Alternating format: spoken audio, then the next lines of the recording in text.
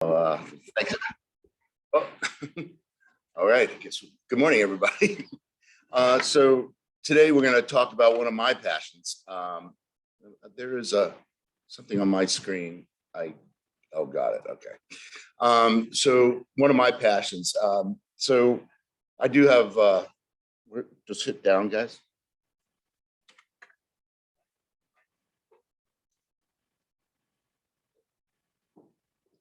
Show me where we're at. Yeah, so let's just Okay, you got it. scroll over. No, that's good. Thank you. Thank you. Good.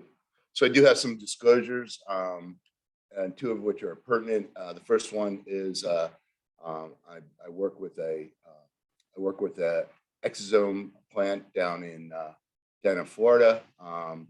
Right now, we're not allowed to use exosomes in the United States since the FDA came down on them just this past May. But we use them for some research. We use them for some other entities. And Bioscience America is it's actually now one stem cell center in Medellin, Colombia, where I do a lot of my research on whole stem cells. Romtech is just another company that I work with. So why are we talking about this today? And Charlie admitted in his office that a lot of our patients are actually asking about it. You know, a lot of old guys like me and Beckler that are trying to stay young and trying to keep active as we can, trying to live in a lot less pain. And joint guys, I don't see any joint guys here. So the hope is, I always said that my job is to make my joint partner's job obsolete. So that's what we're working on. And there's just an incredible lot of research coming down the pipe. I know Charlie says it's a little fuzzy. I'm going to try to make it a little less fuzzy for all you guys. So again, there's a lot of research. A lot of the research is in the growth factors that are in the healing process. But really, when you think about it, is this really new? We've been using bone grafting for years. You call that orthobiologics, using the body's own biology to repair bone morphogenic protein, using blood clots and fibrin clots for meniscal repair. I've been doing autologous chondrocyte implantation in 1997. When you think about it, those are cultured cells, which we're not allowed to do right now. Cultured cells, there's no real level 1 study on it. There's a lot of comparison studies, a lot of level 2s. And the question was, would this even pass the FDA today? I don't think it would. So we're gonna narrow it down a little bit. So this is some of the things we're going to talk about. Talk about platelet-rich plasma. We'll talk about bone marrow aspirate. We'll talk about adipose and some allografts and some implantables. What's in yellow here is what we are now not permitted to do through the FDA. We can't expand cells. We can't use enzymatic fractionation of fat cells, and we're very limited on the amnion and placental products that we can use.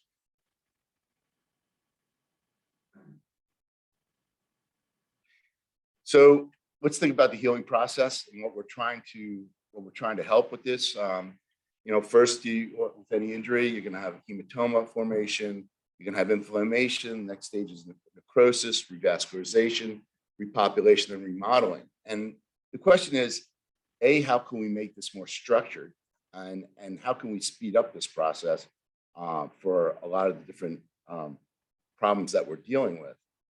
And like I said, it comes down to growth factors. And there's so many nanoparticles that are in our systems and the signaling systems throughout the body. That's where the money is. That's where the money is, and that's what is really taking an exponential growth now in the literature. I'm going to try to show some of that. So what these are messengers, and what we're trying to do is inhibit the inflammation at the site that we're trying to prepare.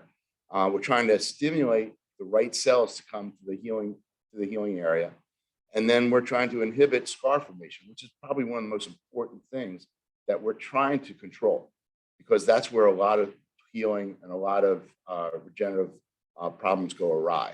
So we're going to talk a little bit about that as well. If this was my basic science lecture, you'd be asleep right after this slide. But basically, what this is many of the growth factors that are involved in all the healing process and restoration processes that we use, and they all become very important. They're all being researched individually, and it's really exciting. I mean, those of you that are interested in the basic science, this is one to study. So talk a little bit about platelet-rich plasma. As with a lot of things in orthopedic surgery, it was first used in dental and oral surgery. This was back in 1997, I believe, and basically they were using platelet-rich plasma to help stimulate bone growth in the mandible, and they found that it worked very well. And then, so why the PRP? Well, the platelets are powerful fragments of cells. They, excuse me, they're first to arrive at the healing site. They contain growth factors and molecules that control wound healing, and when activated, they release a lot of growth factors in the area and morphogenic proteins that can actually lead to good healing and good cartilage formation. And the growth factors that are usually associated with PRP are the initial growth factors at the inflammatory site, the initial recovery site, and they're very important. The problem with the research and the problem with what's been going on for years is that there's no standardization.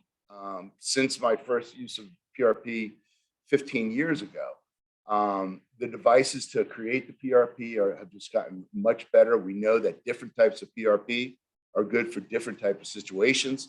But when you're looking at the literature, it becomes quite hard to really understand what we're actually talking about. You really got to read critically. You got to get past the abstracts. So I implore you guys to really, if you're looking into this, read the literature, but also make sure you know what they are talking about when they're talking about the literature.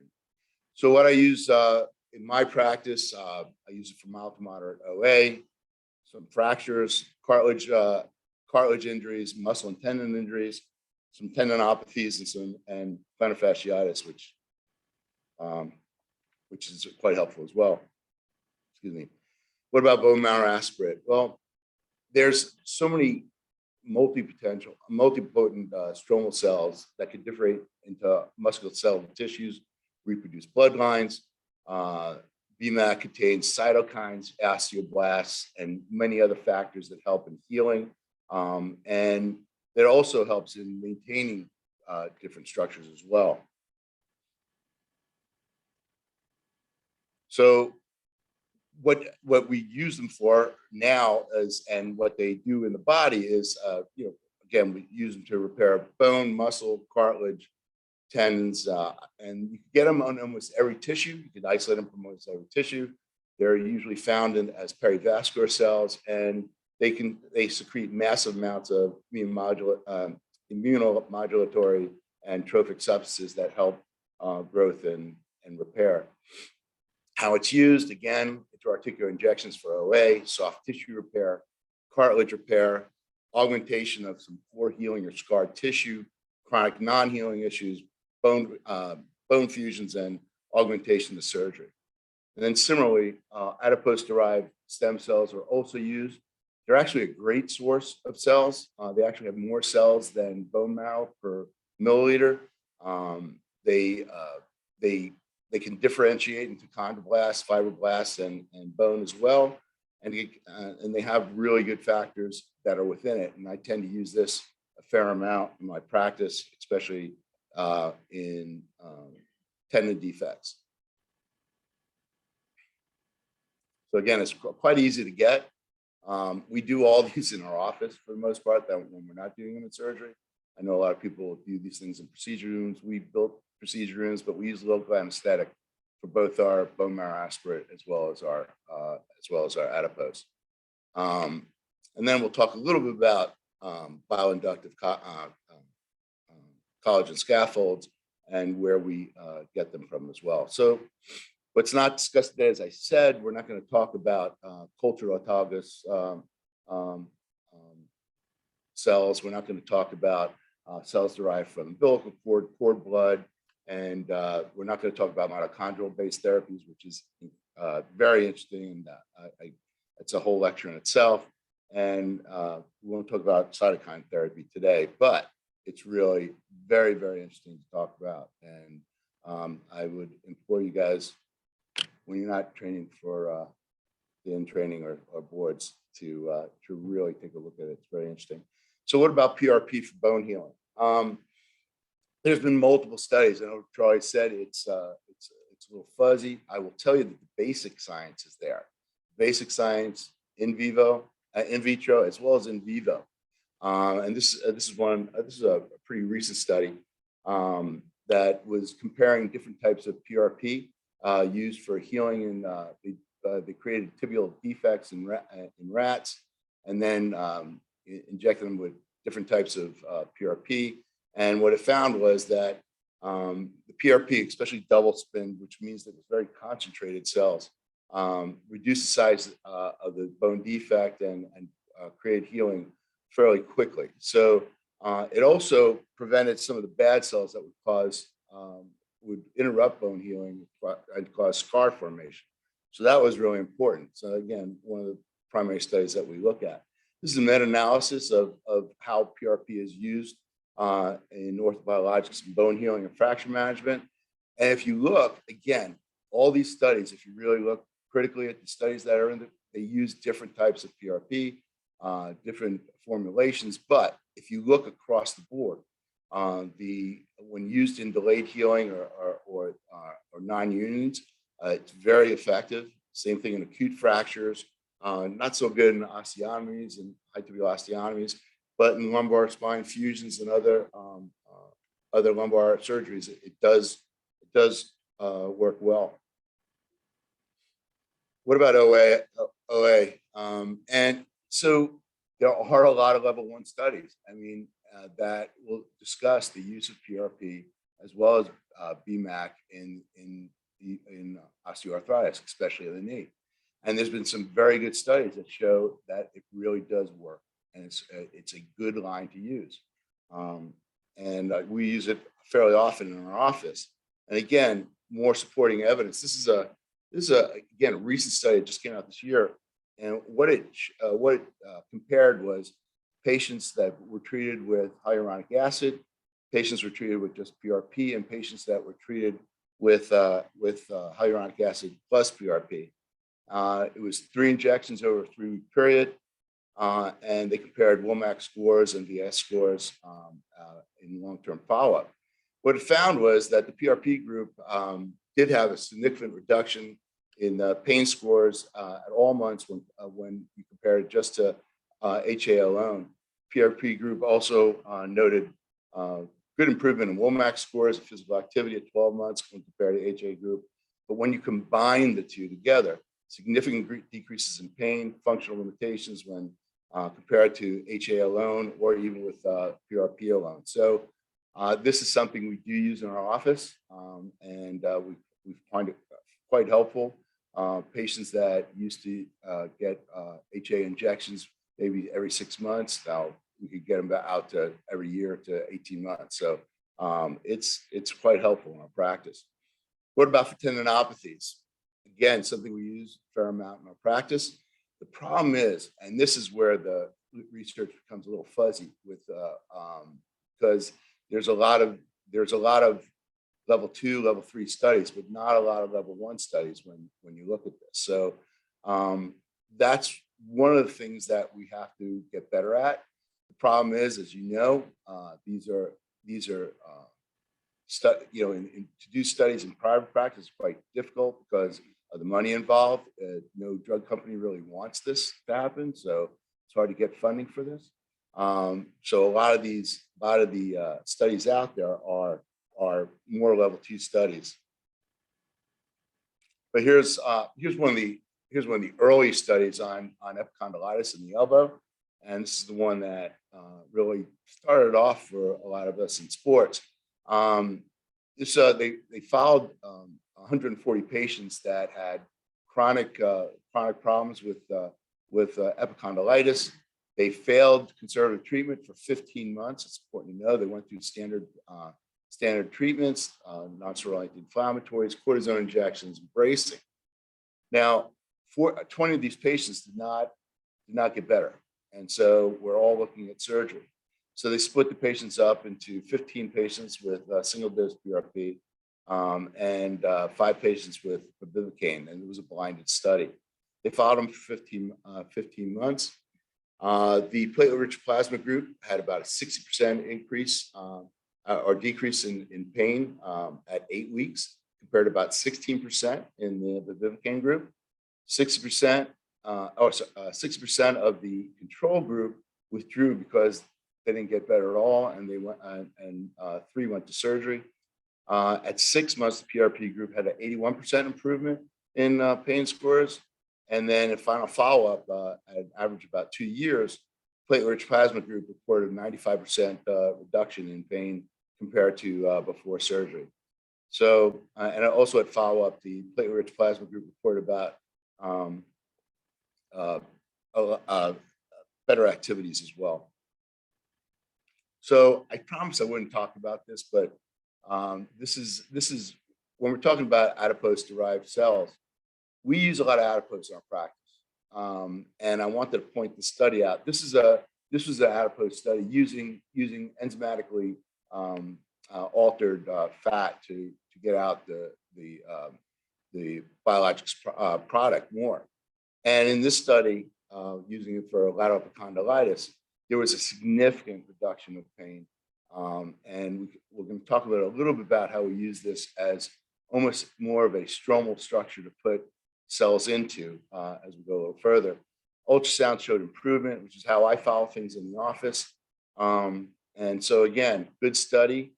Unfortunately, this is not something we could do in the United States right now, but that's why you'll see a lot of the studies coming out from Asia. The EU does not allow it either, only in studies. So you'll see a lot more coming out from Japan, Korea, China, and India. That's where a lot of the studies are being done. Now, plantar fasciitis, not for foot and ankle guys that are in here or will be in here. This is something that can be a real intractable problem for some patients. And not all plantar fascia surgeries go well, I assure you. So try to do everything you can do to prevent doing surgery. And so this was a study that showed 3 groups, one with PRP, one with cortisone, and one with saline, and they followed them to 18 months. And both the cortisone and the PRP did better than saline, as one would expect.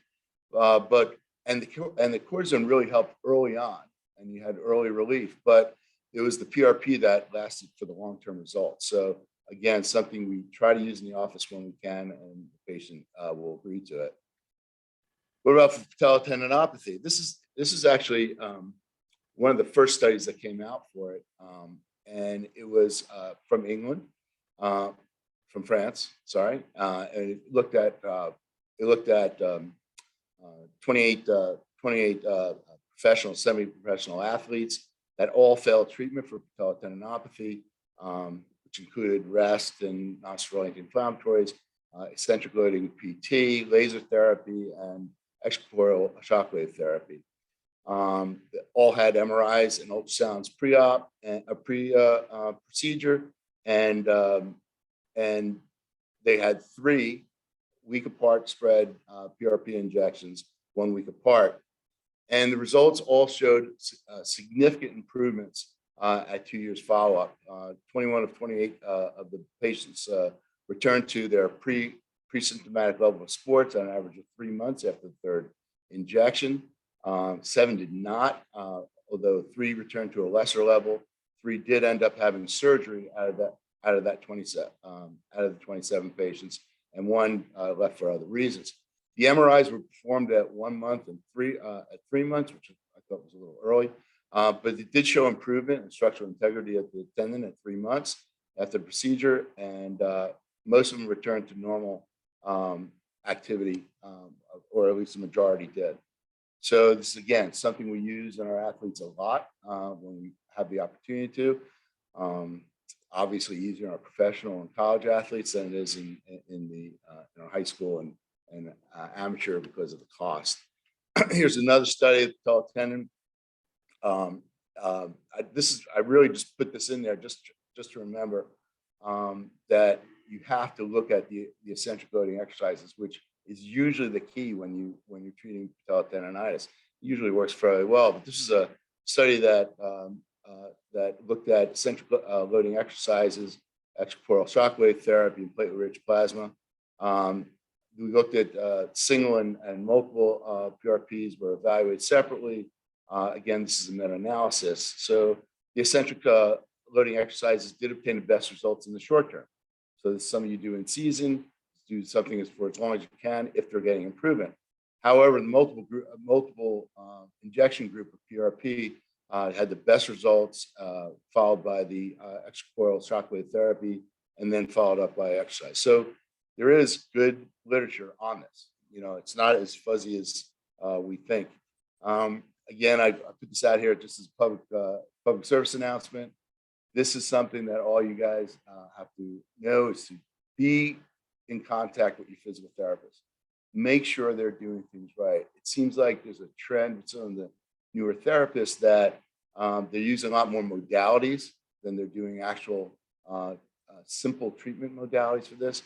And for patellar tendonitis, and in fact, for a lot of other tendon injuries, the eccentric loading exercises are very important. Again, this is one of my own patients that I treated a few years ago. I guess I should have another disclosure. I have a cervical myoplegia that has precluded me from operating for the last few years. So this is one of my older cases from when I did operate. This is a patient that initially, he's a college football player and javelin thrower. He came in after an injury from a football injury. He was complaining of both anterior and medial pain. MRI showed medial meniscus tear and proximal patellar tendonitis. So we took him to surgery. We did a partial medial meniscectomy, debrided the proximal central third arthroscopically of the patellar tendon. Post-operatively, did really well. I was able to throw javelin by 3 months after the surgery. During the next football season, he actually came in having a little pain on the right side, on the right knee, but the left knee was much worse. And so he continued to play for the remainder of the season, but just barely got him through. And this is the MRI study. So you could see, the damage of the patellar tendon proximally. Again, he went through a significant amount of rehab for this prior to coming in. Trainers did everything right, and so decided to go to surgery because of the significance of the degenerative changes here. And so this is what we found at surgery. This is a split tendon. What you see is a lot of neovascularization in the proximal patellar tendon deep, which corresponds with what you see on the MRI. So we debride that out, and what I do is I make this like suture sling.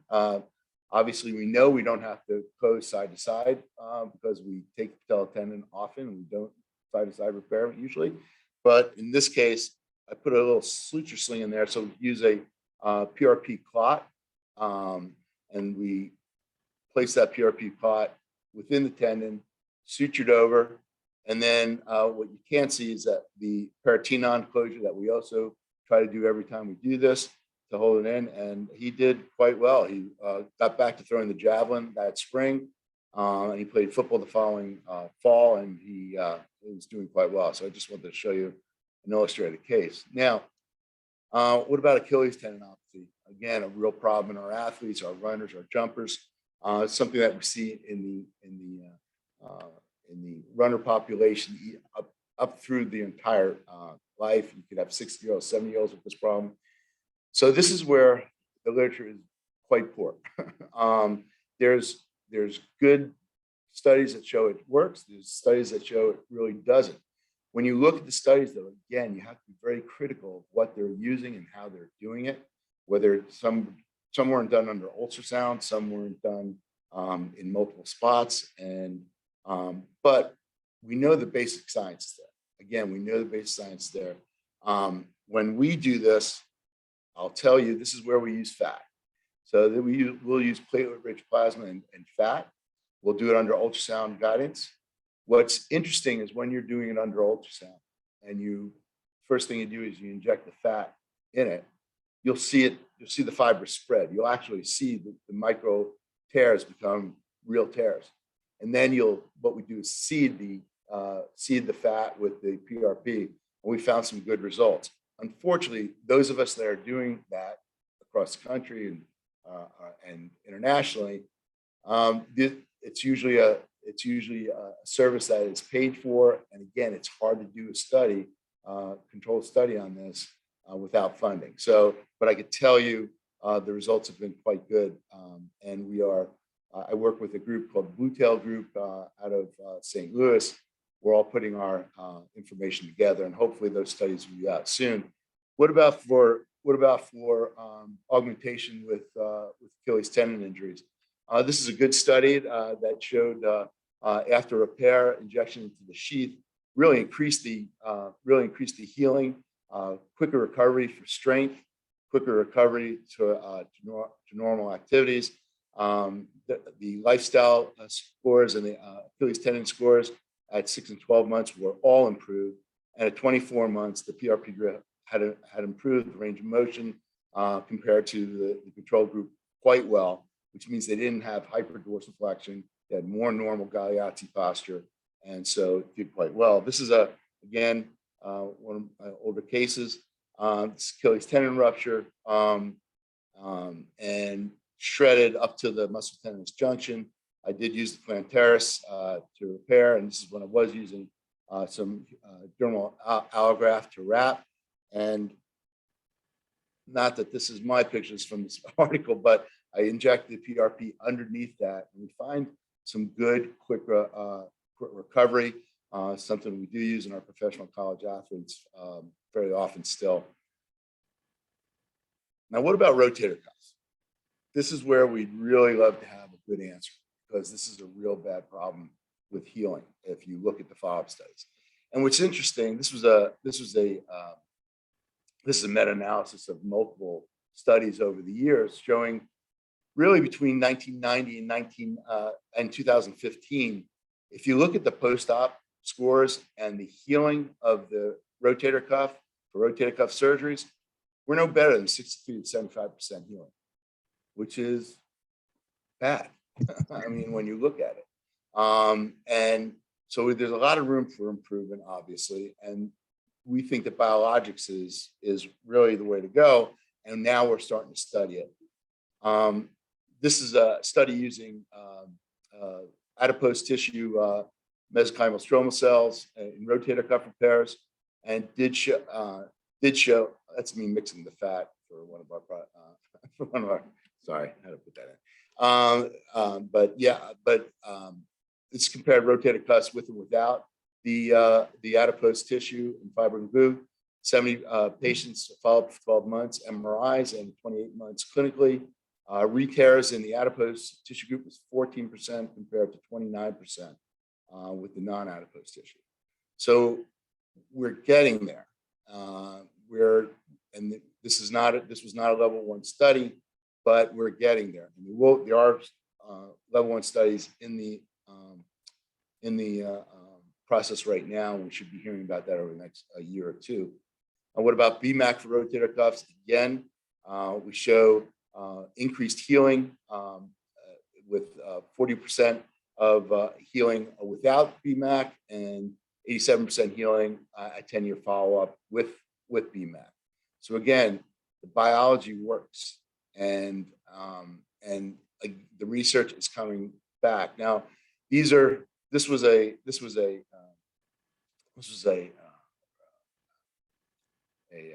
MRI study. Interestingly, the scores didn't really change with either group. So it's kind of we're working on that. I think we have better we have better evidence that it does work. This was a fairly well done study. Used an allograft of collagen fibers of bovine tissue, and what it found was it definitely improved the results when it was used to augment the rotator cuff repairs. The scores increased quite nicely, and if you look at the MRIs, you actually see good fill from pre-op to, you see the tendon going nicely all the way through here for post-op. So we know that works. And it's something, again, I was using and I have my partners doing now, and it seems to be getting some better results. This is another study using PRP and amniotic tissue. Again, these studies are on the way right now. Early studies show, this is an open cuff just to show you the anatomy, but this is done arthroscopically quite easily. And so far, the early studies, not reported yet, but they're coming out in the next year or two, have shown excellent recovery following this procedure with increased healing.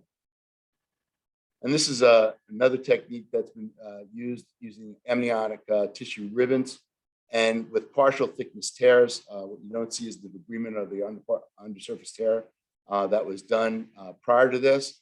And these ribbons of amniotic tissue are weaved through and underneath the dorsal side of intact tissue. And again, this is something we're studying. It's the early results, I can tell you anecdotally, are doing well in the study centers, and something to know as residents coming through. This is going to be something I think it's going to be used fairly routinely. What about meniscal repairs, where we always have a problem with healing? Listen, we've been doing augmented treatment for isolated meniscal tears for a long time, since the first studies came out when I was a resident, using a fibrin clot for repairs, and still use it for some severe repairs. But we started using more PRP clots, and this is a study. Again, this is a meta-analysis of 5 studies with 286 patients. Significant lower risk of failure documented in the PRP group as compared to the control group. Obviously, we need a lot more studies. We need a lot more level 1 studies. But again, it's less fuzzy than you think. And the level 1 studies are coming out from several of the big groups in the country right now. So this is a really good study. Again, this was comparing meniscal repair augmented with PRP, meniscal repairs with ACLs, with PRP and without PRP, and then isolated repairs themselves. And you could see from the graph that the PRP repair group did quite well when it was isolated and with PRP. There was really no difference of adding PRP during an ACL reconstruction. As you know, ACL and medial meniscal repairs do well, much better than isolated repairs by themselves. You have a lot of blood products coming from the tunnels at that point, so I wouldn't expect to see the significant difference. But when you look at the isolated repairs and you follow them out, you can see that about a good 25% of those repairs will fail on their own. So again, when the opportunity is to use biologic treatment when you're doing these repairs is quite important to consider. What about UCLs? This is something we're using a lot in MLB and minor leagues right now. This was a study from a good friend, Luga Pedestra, who was with Crow and Job at the time. And it was just a case study of about 34 patients with incomplete tears of the omocollateral ligament. They were able to get 88% back to the same level of play. Most of these were pitchers, but not all. These were, again, partial thickness tears. I will tell you what we're using now is we know that the distal tears on the ulnar side don't do well with PRP, even if they're partial tears. But the larger, broad footprint that's on the proximal side do fairly well when the partial tears with the PRP. Usually we do one injection, but I've done up to 3 in these patients, and a large majority go on to healing. And we follow them with ultrasound as well. One of the studies that we wish we had better literature on is for Mcl tears. Right now, the literature doesn't really show that acute tears do any better with PRP injections. So we're not understanding the pathology well enough, I don't think. We know in the in vitro animal studies, it does work. So we're just working and trying to redefine what we need to do. When I have tried this, I do add fat to the area, kind of as a stromal construct with the PRP. I've had some good results, but not grade 3s, not great results. But where I have had good results, and this is a study, again, that just came out, but this is something we've been doing in our practice as well. Every once in a while, you have those MCL patients, MCL tear patients that, you know, they're doing well stability-wise later on, but they're still having pain at the site of injury. And they just complain, and everything you do, physical therapy, you know, different laser treatments, ultrasound treatments, don't really work for some of these patients. So this was a study testing use of autologous PRP. And what it showed was that most of these patients did get better. I actually have a patient, and this is also just also disclosure. I do Prolotherapy as well, which uses dextrose solution to cause a real big inflammatory response at an area, fenestrating the area multiple times with a needle. I use it in multiple areas, especially when patients can't afford to go with the biologics. And this is an area that helps as well. I have a patient coming up this week, as a matter of fact, that we'll be doing Prolotherapy on. And I don't think it has the same robust healing effect as PRP or one of the other biologics, but it is quite helpful. So something to think about when you have these patients with persistent pain. And again, this is kind of a procedure MRI showing the. Do you see mine? You probably don't see my pointer, do you? Showing the proximal persistent injury, and this is the post-op MRI showing good healing. Again, this is more for low-grade chronic or semi-acute problems. What about ACL reconstructions? We know that all ACLs don't do well. And what can we do to make that work better? This is a study which was a blinded study. It's a level 1 study. The study group had PRP growth factor added to the graft, and one without being added to the graft. This was an MRI study, so it showed that there was much more healing with the PRP group in the MRI study than with the non-PRP group.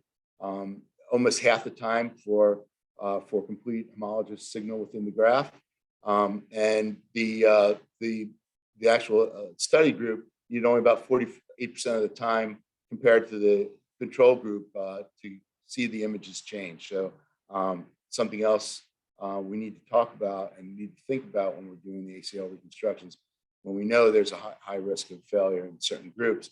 This is another group that was 2 studies that showed healing, again, radiographically, for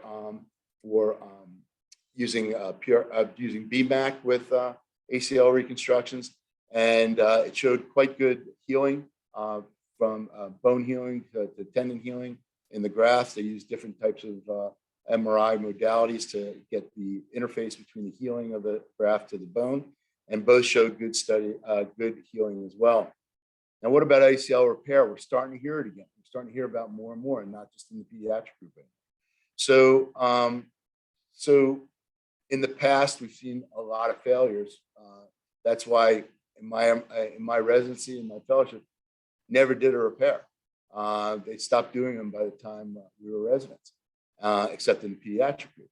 So we've given it up to do do reconstructions in most of our patients with ACL reconstructions. But of late, different techniques have come out, different devices to stabilize the knee have been used. But this is a great group. I think Charlie, you did one, or you did two already. This is a great study out of Boston's Children. It uses actually uses this graft that's actual wrap on the end of the repaired area that is placed into the interface between the repaired ligament and the bone itself, and really has shown some incredible healing. The implant itself is just derived from bovine tissue. It's a collagen construct, and you put in these studies they used whole blood as healing factors. I would say in the future, considering using other biologics may improve, but these studies have shown almost equal healing and equal follow-up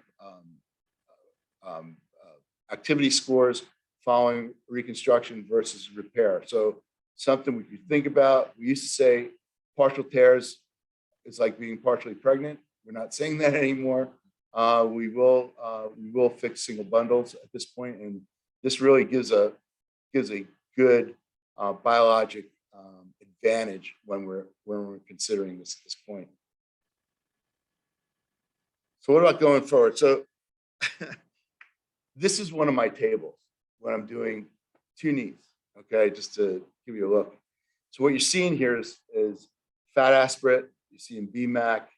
You're seeing PRP and PPP.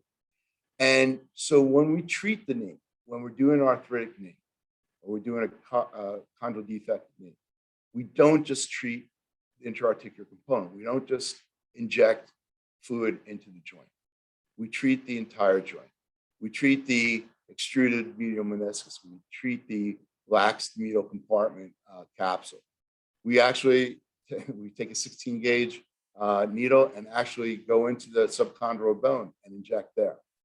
So when you look at the studies that are out there, they're using single modalities, and that's the way you need to do the studies.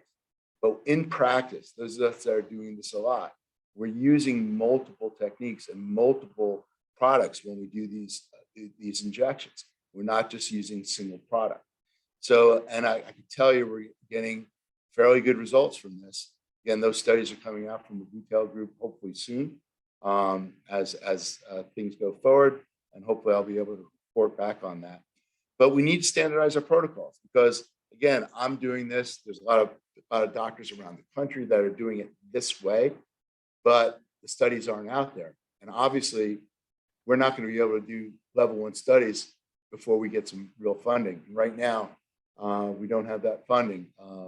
U.S. military has given some of the money for this, but we need to standardize. And right now, it's hard to do sham study, and somebody is paying about $3,000 for this. So again, the advantage is how many cells do we need? Are there issues where there's too much is a problem? We don't know. And, can we go to individual growth factors? We're doing it in the lab, and we're finding some really good studies on that at this point. So stay tuned. This is going to be it's going to be quite interesting. What about the use of amniotic fluid? Again, this is a little off topic because I said we weren't going to talk about it, but there are really good reasons to use it. There's a lot of good substances and factors within the amniotic fluid and what can be removed from the amniotic fluid. I will tell you, I'm part of an IDA that are using, don't necessarily call them exosomes, we call them nanoparticle treatments, but basically from fresh amniotic fluid from live births. They're distilling down to the factor product, and we're using that right now as a substitute, especially in older population who, if we take bone marrow, we don't know what we're getting because obviously the amount of cells within the bone marrow go down with years. So we're using this more as a primary treatment, but also as a booster. Sometimes we'll booster the treatment about 3 months after your initial treatment because we know from basic science how long the actual programming of the cells work intra-articularly. So we're still working on it. And there's so many great things coming up. I would recommend you guys read this book or listen to the book. It's fascinating.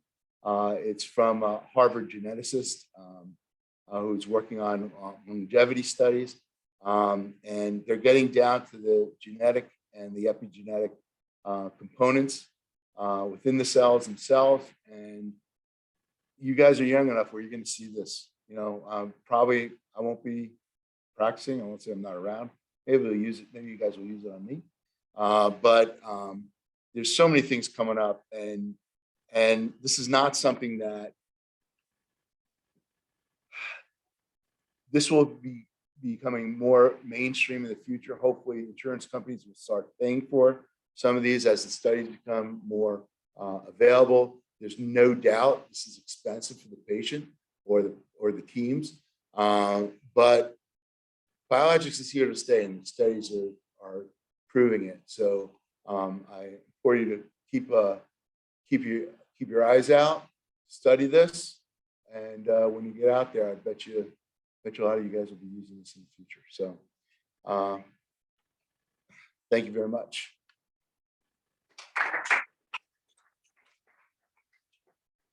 So do any of you have any questions about practical stuff and practical use in the office? You send it into the insurance company. It says on here. Hey, Rob. Is this Dave? Hey, no, it's Brian Cott. How are you? Oh, hey, Brian, how are you? I'm good. That was a really great talk and very enlightening. And I can tell you that I've started using more PRP for lateral epicondylitis. And some of it is just practical. And I have a great guy, a radiologist locally here who does it. And what's really kind of moved the needle for me is the way he sets it up, where he just charges the patient the cost of the kit. And right now that's about $225. He still gets an office visit and then the code for the injection and the use of the ultrasound. So it makes sense for him, and it kind of, cements our relationship. But can you talk through the practicality of how this works in your office? You see a patient who's had lateral epicondylitis for 3 months and is really miserable, and you think they'd benefit from the treatment. Talk us through how it works practically, and then kind of post-procedure, how you treat that patient. Okay, thanks for the question. So in our practice, obviously we'll do whatever modalities we can do in physical therapy, centric stretching, counterforce braces, etc. If that fails, we offer them 3 choices really at that point: cortisone injection, PRP, or prolotherapy. I don't love cortisone injections, even though the literature is pretty positive on it. Just putting cortisone into already damaged tissue doesn't make sense to me. Usually that just extends the tear and does what we do surgically and releases the tendon. So when the patient wants to proceed with PRP, we do it in the office. We use the Arthrex Angel system, so we use it for both Bmac and our fat, as well as our PRP. So we can kind of dial in what we want. This is a situation where we'll use leukocyte rich, keep the leukocytes in there because we do want an inflammatory response. We usually will do 1 injection, sometimes up to 3. So they come into the office, they have the blood drawn, we spin it down under ultrasound. I often take a small amount of fat when I do this and spin that down. Under ultrasound, I'll inject the torn area. You'll often see it extend, and you'll see how really significant the tear is. And then we'll put about a cc of PRP in the area. Post-operatively, we don't want them to do any heavy lifting for about 6 weeks, but they are free to move their arm, free to use their hand for most activities of daily living, other than any heavy lifting, big bottles of milk, etc. Then I usually follow them up at 4 weeks and 6 weeks, 4 weeks and 8 weeks with ultrasound. As long as I'm seeing a good response at 8 weeks, I let them start introducing their lifting activities or athletic activities by that point. Usually by 3 months, they're doing well and back to what they need to be doing. A little bit more accelerated in the professional population. So I guess I'm a little bit more conservative in my normal patient practice, but we're a little bit more accelerated. As we usually do, we use our athletes as guinea pigs, and we're seeing that we could go a little bit earlier and earlier as we follow them. So that's basically the way we use it in the office. Did I answer your question? It did, but I don't know if you feel comfortable, but from a practical perspective, what kind of cash outlay is a patient putting out here? And, to follow up on that is, one of the big kind of hesitancies is the insurance companies are not approving this. And that's been, as long as I've been in practice. Why do you think that is? And do you think that'll ever change? I do think it'll change. First of all, the studies are showing that it works. The problem is there are some insurance companies that do pay for it, but the reimbursement is about $180, which doesn't even cover the kit. Our kit is a little bit more expensive. We don't use the ACP system anymore, which is the cheaper system, because you can't dial in the type of PRP you actually want. It's one standardized type of PRP, and not necessarily what I think is the best. So our kits are a little bit more expensive than that. So the outlay, if we just do PRP itself, and I can tell you in our area and compared to this area, we're probably the cheapest. It's about $800 for a PRP injection. For PRP with fat, it's about $1,100. So that's our cost for it in the office. You're right, it's cash. We don't even accept insurance for that. Patients sign waivers for that in the office, and they know they're getting charged for that.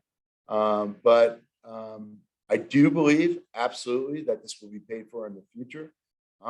Listen, not to be skeptic, but the FDA's funding is 66% from pharma, and so not a real incentive for drug companies to get this through.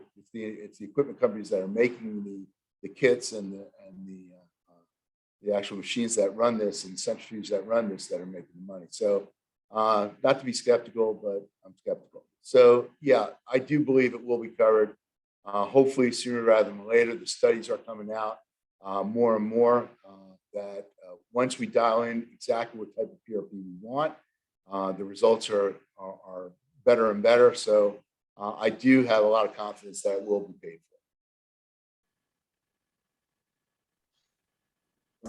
Hey, Rob, it's David Kirschenbaum. How are you? David, you sound like God. You know what? I can't figure out how your wife looks the same as she did 35 years ago.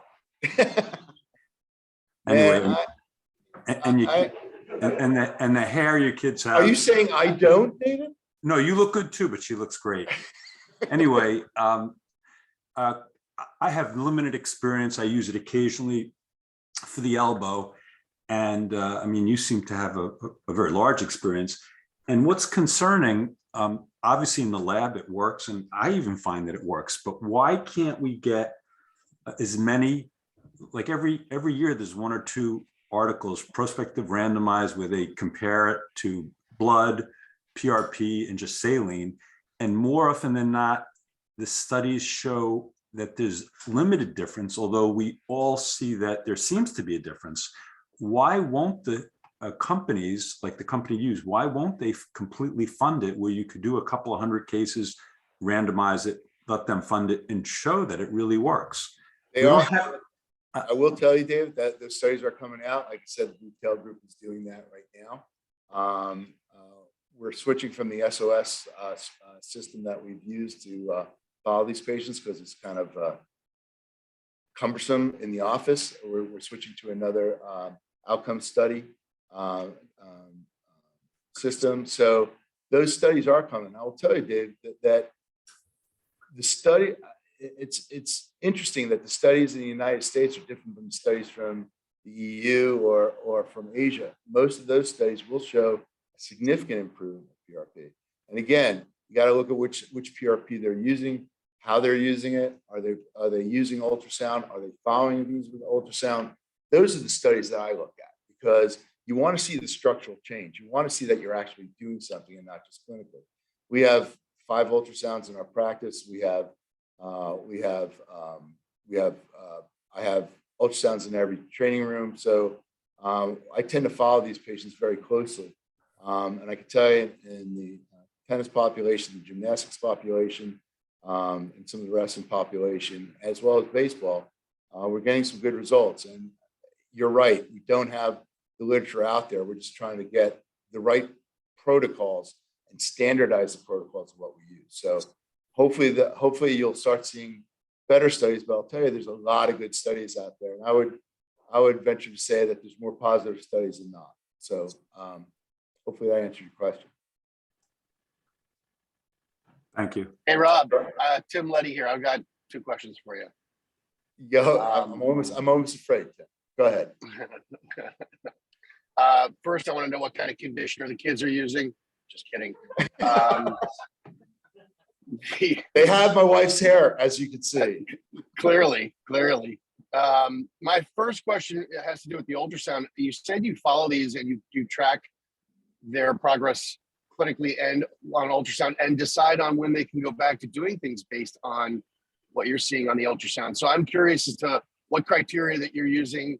You know, when you look at that, how do you define it? Is it a before and after kind of thing where you're keeping those images and comparing back like we sometimes do with x-rays, or how do you do that? That's first question. Second question is, okay, I want to know what your feeling is about the leukocyte rich versus leukocyte poor kind of issues. Okay, so first of all, your first question, what was the first question? I'm old now. Remind me? Seriously. The ultrasound, but what are you looking for on follow-up? I'm so interested in your second question. So, you know, one of the things that we use ultrasound to follow this is we use the Doppler and the vascular screen as well. What we're seeing is less and less neovascularization as it's healing, and then the defect is closing more and more. Clinically, Tim, I usually use strength and pain as the criteria for getting back. I do like to have the ultrasound studies themselves make me feel better. There are additional information that I have on returning them back to play. So that's the way I use it. I look at the neovascularization as a criteria, and that it's quite helpful that I see. And it's also good for the patient to see. They see the actual healing. They feel better about it. Some have more confidence as they go back. As far as the second one, PRP, platelet rich and platelet poor plasma. The leukocyte rich and leukocyte poor, low PRP. When you want an inflammatory response, which is usually in a tendon or a muscle, when you want that inflammatory response initially, you're going to use a leukocyte rich injection. That's what I'll use in epicondylitis. It's what I'll use in patellar tendinitis, rotator cuff. For intra-articular injections, you don't want that inflammatory response. So I'll use a leukocyte poor PRP in those situations. So I answer in the interval where you're both in and out of the joint, you're doing a rotator cuff. Is there, obviously that's more tendinous than it is in the joint. You're not treating arthritis necessarily. That you would still go with the leukocyte richer kind of especially in intersubstance tears. You could every once in a while you will see it leak out on ultrasound into the joint. but usually you don't. And that's when we'll use it mostly in real significant tendinopathies without tears. We'll use it on bursal surface tears as well. When I do get that tear that is a significant articular surface tear, that's when I'll use fat and I'll use leukocyte poor PRP in the joint itself. Okay, one last follow-up question. You've been very careful not to use the term stem cell. And what do don't you use do with stem your cell. patient? I know. What do you But what do no, you they do? all come in asking for stem cell. And That's what I'm saying. that's probably how do you it's a use 10-minute how do you tell discussion. That's how. You have to come in. There's a lot of chiropractors out there, man. I'm telling you, that spreading the stem cell word. These are not stem cells. We do not call them stem cells anymore. They're not considered stem cells anymore. They are differentiatable stromal cells that can develop into several lines, but they're not pluripotent. They don't go into multiple lines, so they're not stem cells. We know that problems with, obviously embryonic stem cells, there's a lot of ethical problems, and we haven't done a lot of studies recently on that for musculoskeletal issues. As far as placental tissues, we're getting restricted from using that as well. So right now, what we're using, I think we're doing the best we can with what we got. That answer Thanks. your Great question? talk. Best to your family. Yes. Thank you very much. You as well. You as well. Charlie, you had a question. Listening to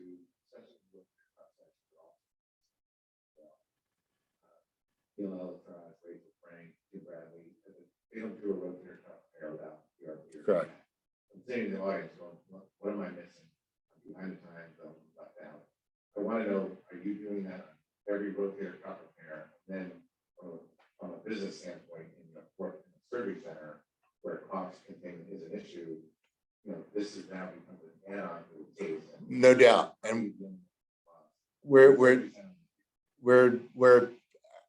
they're just getting charged at the surgery center. They're just getting charged for the kit, so it is an additional cost, and we don't put that on the patient. Now, if we use Bmac or if we use fat, we would. But when we're using PRP, it's easy for the anesthesiologist to still withdraw some blood. We'll spin it down. The tech will be there. Because of how much we use in the office, they're usually pretty good about our prices. And so when I feel that would be helpful, especially when there's a lot of tendinopathy associated with just, it's not like a simple acute tear that you're putting back. It's more the chronic tears with a lot of tendinopathies. That's when we would use it and possibly use either, some type of augmentation graft with it as well. So you have a conversation with the patient here. Okay, we're going to try to get $250 We tried that. Right now, it's easier to just have the equipment company help us out with that, and it's part of the price. I know Jim Bradley. I mean, he worked it out at University of Pittsburgh that's part of the cost, and he does it on everybody. He does use the cheaper kit, but he does it on everybody. And a few of the other guys do too. So we have to be a little more, as you said, when you own your own surgery center, you have to be a little bit more concerned about cost. But there's, especially with significant tendinopathies, when you're looking at the tissue and you're grabbing, you're going, I don't know how this is going to heal.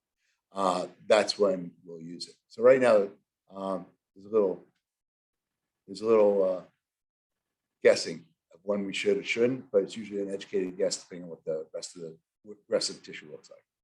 I think the challenge is getting covered from a cuff standpoint is that patient-reported outcomes, even if the tear doesn't heal, patients are better. Right. I think in institutions like Pittsburgh, the ability to follow them up right. I think there's a lot of evidence that structurally the results are better. clinically they're both are better. If there's somebody that's care, Right. structurally, take care of the patient-reported outcomes, and that's the only way we're going to get our reimbursements. No doubt. And there's a question why. Why are we repairing? If that's the case. We all see the people with complete three tendon rotator cuff chronic repairs that you see them going, oh, you may need a reverse, blah. And so, oh, I want to wait. A year later, they're going, hey, doc, I'm doing great. They're waving at you, hand over their head. So the shoulder's funny. There's a lot of accessory, muscles that, that's when the lats, deltoid, and everything takes over. And some people do real well with that. Some people obviously don't. And then you're back to a reverse or something like that at that point. So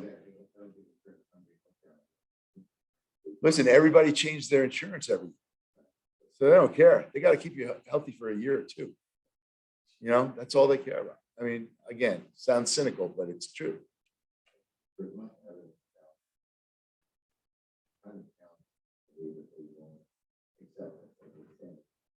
Well, I started doing peer-to-peers on it. I stopped after my last hour conversation with somebody trying to tell this gentleman that how it works. But yeah, I stopped doing any type of peer-to-peers on this because it's just not worth it. Insurance companies won't pay for it. How much is your steroid stop on? Significant. I mean, especially in I rarely use an epicondylitis. I'll choose to do Prolotherapy there first, which it's paid for. It's just a dextrose solution, and they do well. I'm going to come out with that. Hopefully, next year I'll have enough patients to at least report a case series. Hey, when you do that prolotherapy, are you giving them lidocaine and Marcaine and other stuff on top of that? It's funny you ask. my partners think I'm a masochist. Usually not. The studies are waiver on that, whether it's good or bad. I may put a wheel in the skin and maybe the subcutaneous fat, but once I get down to the tendons, I don't want anything but what I put in there. So yeah, especially with prolotherapy, when you do it, I use a fairly sizable needle to do the fenestrations with, and yeah, they know I'm there. Hey, Rob, I thought that was a great talk. This is Tom McPartland. Looking forward to seeing you at the golf outing this year. All right. Yeah.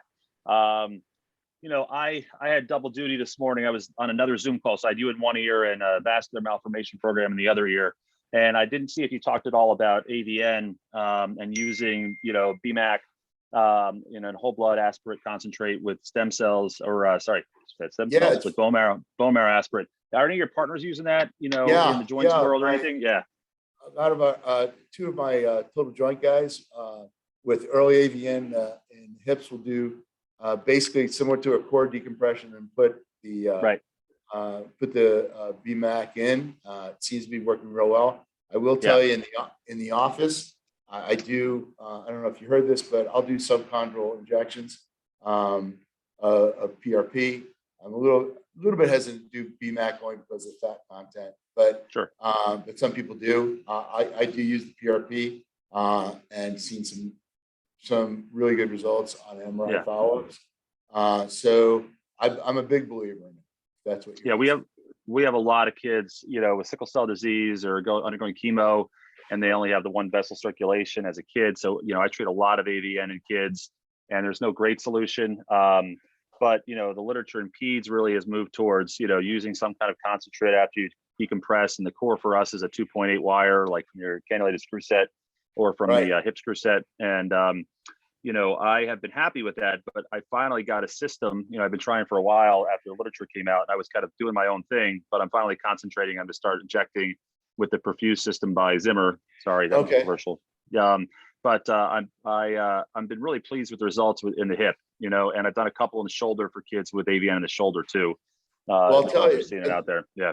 I'll tell you, the typical 45 to 55-year-old female significant edema in the medial femoral condyle patient that just has pain, that has been very successful at the subcontinental injections. I will Okay. tell you that. Cool. Good to know. Thank you. Thanks for a great talk. So I just wanted to see if you could talk through when you use PRP versus Bmac. And I know that there's obviously a lot of probably adults and things, but in my reading of the literature, most of it kind of shows, and obviously the difference part of it is significant. Right. And I want to see if you can talk about how that goes in the office. I've seen it done a couple of times, and then negative pressure hits like if you're doing a posterior pelvis, like No doubt. No doubt. We warn our patients that, and some patients, will give a little Ativan before, they'll have them take it before they get there. But for the most part, it's kind of instantaneous. It does hurt, no doubt, when you take out the central part of the trocar. But we warn them of that. They tolerate it well. Once that's done, it's done. The worst problem is the glute spasm when they have, afterwards for the weekend. We'll usually give them some pain medication for the weekend. But most of it, I've had nobody that didn't tolerate it. That wasn't very good English, but I think one of my partners had one that just they had to stop because it was too painful. I'll tell you, fat is really good in the office. It's amazing to me. You would think that basically doing a liposuction in the office awake would not be comfortable, but you don't need much. You need about when you do it, especially when you're using it as a stromal graft, you don't need a lot. And so we find that we could do most of these in the office. Obviously, our PMR guys that do backs and discs obviously use anesthesia. But as far as other joints in the office, that's what we'll use. As far as the Bmac versus PRP, I will tell you, I probably use more. I use more PRP in the office than Bmac. First, the cost, obviously. I see the studies. I can't get away from the basic science as far as what's available in the Aspirate. I do think what's going to come down is the actual separation of factors and knowing which ones you want. But for right now, Bmac has more of the factor and cytokine spectrum that you'd want with cartilage and synovial tissue. Like I did say, we do treat. It's hard to work that out only because we do treat the entire joint. We don't just treat intra-articularly. So it's a great question, and you're right. The literature is kind of up and down, but I'll tell you again with the group that I'm doing work with, the preference would be to use Bmac because the results are somewhat better. They're longer lasting. That's the difference. PRP, they at a year, they both do pretty well, but it seems like PRP seems to fall off. Again, this is all anecdotal, I'll admit it. And hopefully we'll have those studies, but the PRP seems to fall off a little bit faster than the Bmac. I will tell you our experience in Colombia, using cultured cells, and has been really enlightening. It's the effect they have. We know exactly how. We have protocols, so we know we're going to give 40 million cells to a knee. We know we're going to give 20 million cells to an elbow. We know, so we're actually doing the protocols now that we're following. So those protocols were really just set up over the last year or so. So we'll have hopefully have more to report going forward. But it's really exciting what we're doing there. The answers are in the cells. We know that. And, like I said, Asia, South America, we're going to get good studies fairly quickly on cultured cells. So we know they work. We just gotta, again, get the studies out. Two more questions. One is a good follow-up to that. I think it's good for residents to understand this because, the one that you have to practice, there's a lot of things that are you wouldn't have been done in evaluate the literature. So as you adopt new things, you have to look at the literature and say, okay, am I going to be an early adopter? We need people like you, frankly, to get the studies out there and to understand the actual science. Then you have to choose the practice what you can do. But right now, the difference is really, I'm curious how you navigate the FDA side of this, because my understanding of that is that the non-homologous use, that you can't take something from a mesenchymal cell elsewhere and put it in a place that it wasn't.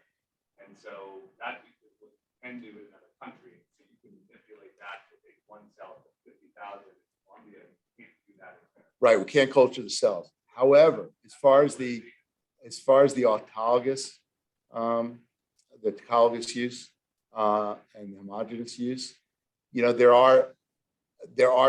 is leeway, and we've gotten letters back from the FDA of what is considered homologous, what's not considered homologous use. So I will tell you, I have no problems using the Bmac. The fat side. Cut the recording. No. So no, we'll use the fat. We'll use the fat as a stromal tissue. Okay. We'll use the fat as structure in which to seed with the PRP or Bmac. That's what I'll say.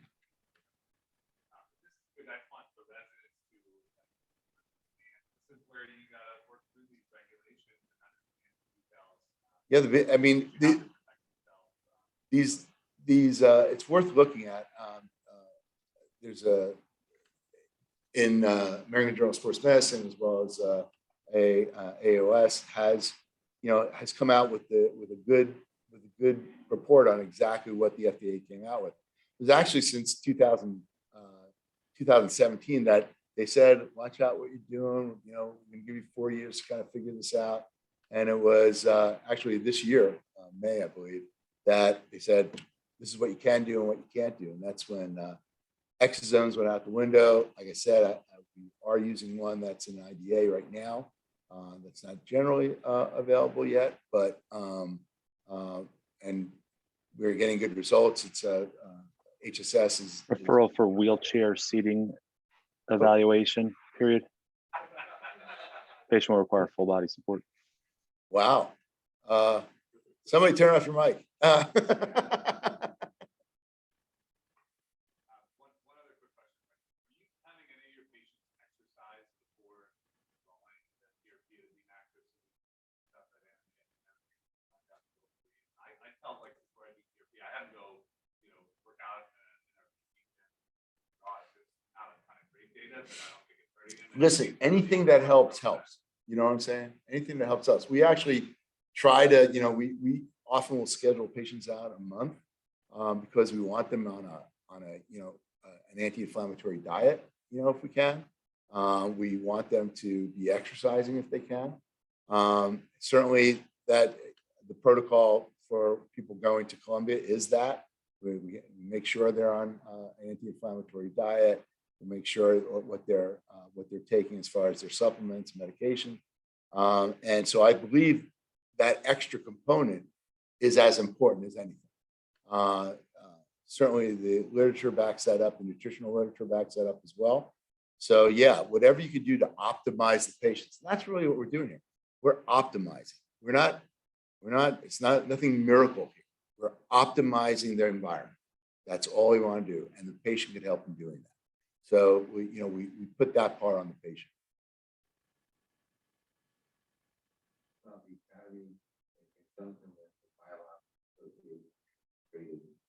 Biologic dashboard for that study.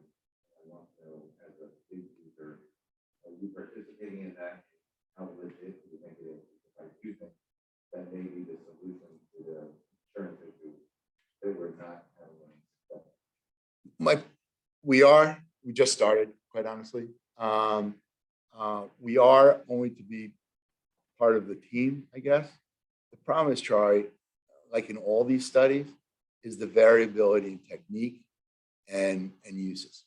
And that's where the problem is. And a lot of us are in busy practices. We don't have residents to help out with research. We don't have, it takes time to do all this. So the answer is yeah.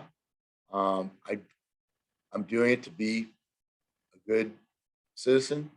I'll be interested to see, like I said, all these papers, it's in the details of the paper. It's not the abstract.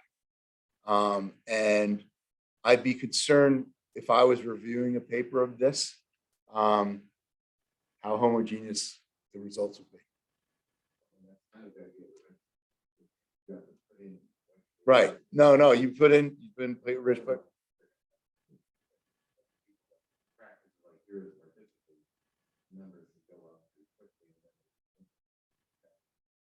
right. No, it's. I will tell you, I think it's going to be very good in the out. But if I'm already scoring in one system to go to another. It's just it's time. It's time. But you're right. It is important. It is important. Yes.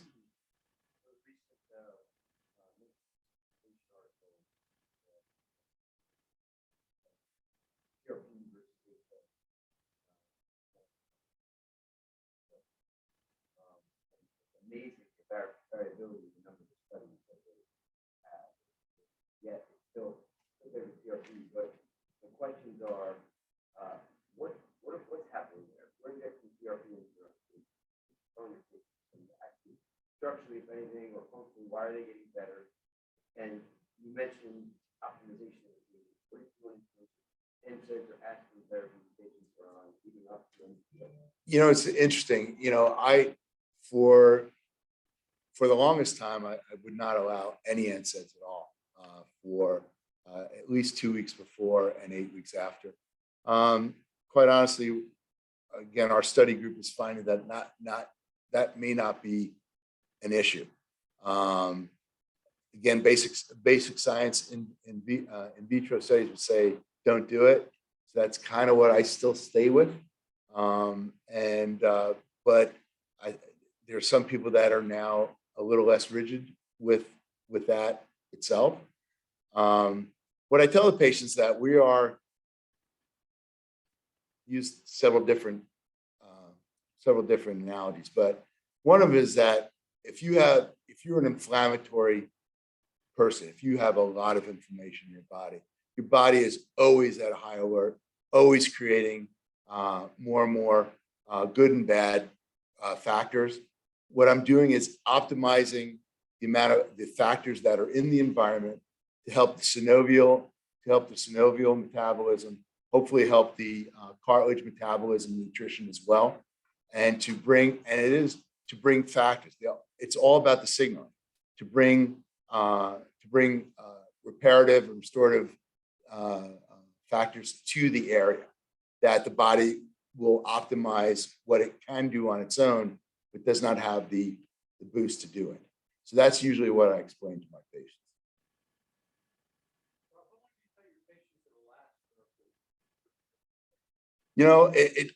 I usually for PRP, and I do a lot with HA, but for PRP, I said a good response is a year to 18 months. And I say the response is about 75%. So that's usually what I'll say. And I don't say it's a miracle. I'm not saying it's going to cause all your pain to go. I'm looking for an increase in activity, things they couldn't do before, they're more comfortable doing now. I'm not looking for a home run. I'm looking for quality of life improvement. So, and I set their expectations reasonable, not high. Yeah. Yes. Yes. It's one needle. Switch the syringe. Yes. Things that I've always worried about with injecting a graft for ACL reconstruction is I'm putting needles in the graft and fibers there. Similar idea for Achilles, where you the history of how do you balance, creating a little bit of the air to then hopefully stimulate more biology in that versus introducing a needle to something that you can actually different than like a lateral condyle, right?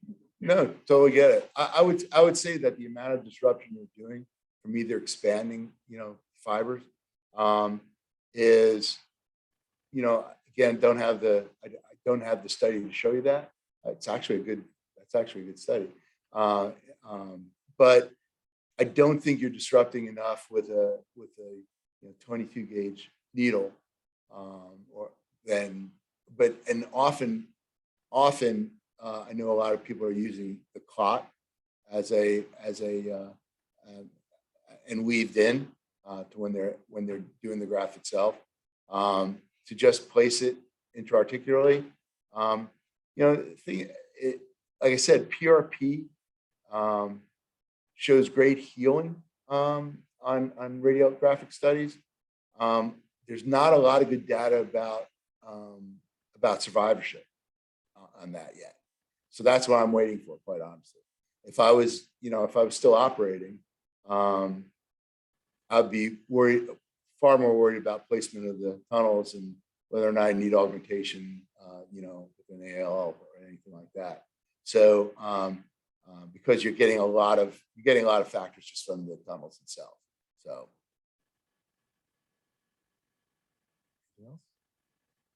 guys, residents, come on.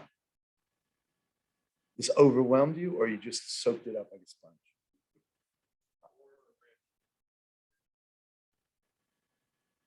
Using poor or rich when operating? Again, it depends.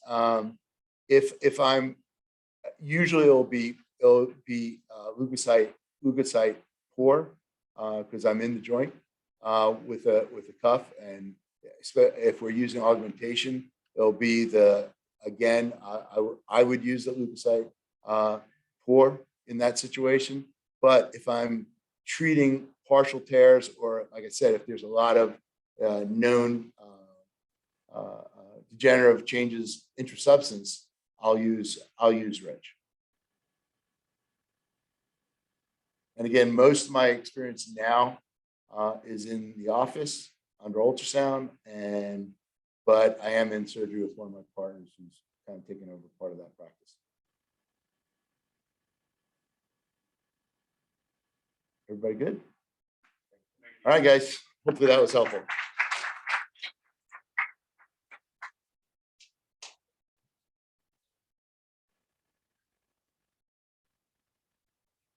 Is that okay, guys? You guys have any questions?